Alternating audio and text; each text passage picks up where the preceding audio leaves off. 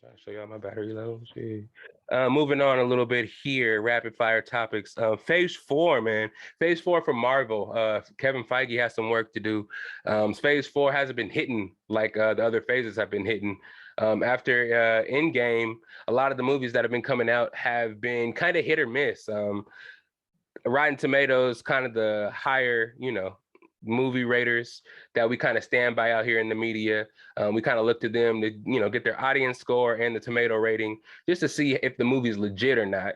Usually we're used to these Marvel movies getting like 100%, 90% and shit like that. And that's how you knew they were the model standard for movies that were coming out right now. You know what I mean? Especially in summer during the cinematic boom, you know what I'm saying, in the summer. That's where the blockbusters come out. That's when all the good movies come out. It just seems that the Phase 4 movies didn't really do too well. Let's start with Eternals, had a 47% on the Rotten Tomatoes meter. They had Doctor Strange in the Multiverse of Madness, only got a 74% rating.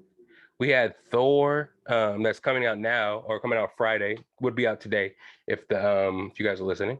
Only got a 69% rating. I haven't seen it yet. Maybe it'll go out when it comes out to the rest of the world, and more people see it. But right now, I got a 69%. Black Widow got 79%. The only really two really well-performing movies of Phase 4 have been Spider-Man No Way Home with a 93% tomato rating and Shang-Chi with a 91% tomato rating. So people are kind of on shaky grounds now with Marvel. Some of the Disney Plus shows kind of have fallen off after Loki, man.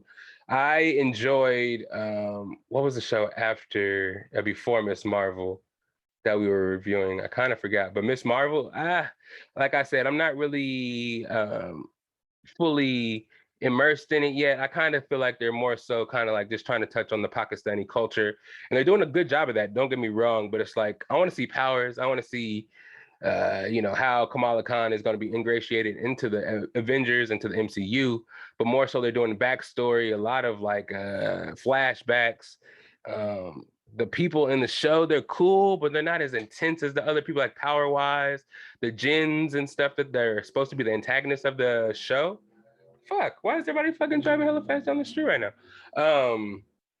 Yeah, they're just not too big of antagonists to me. They're just kind of like there. I don't know. I don't know. They're just kind of there. I'm still in the middle. I don't know how many episodes it's supposed to be. It has to be 8 because I know we're at episode 5, and I can't even tell where the fuck we are and what's going on. So yeah, She-Hulk's the next one on deck. So, and that's supposed to be like an Ally McBeal kind of lawyer type comedy show. So I don't know how good that's actually going to be. But Phase 5 will be announced at the San Diego Comic-Con, which is I think in a couple of weeks, July 21st through 24th. So they could have a lot of good announcements that puts Phase 5 back on the map. I know Marvel's not really going anywhere, but based on those rankings and ratings from Rotten Tomatoes, Phase 5 has a lot of work to do. And hopefully some of the announcements they do make at Comic-Con are some as follows. Hopefully Black Panther 2, Wakanda Forever, we actually get to see a trailer or get to know what's going to happen as far as T'Challa's replacement, or they're going to have Shuri go and become the Black Panther for a little while until they recast him. I'm not too sure exactly what they're going to do with that. We still got the Thunderbolts that's rumored to be coming out, which is a team kind of like the Suicide Squad.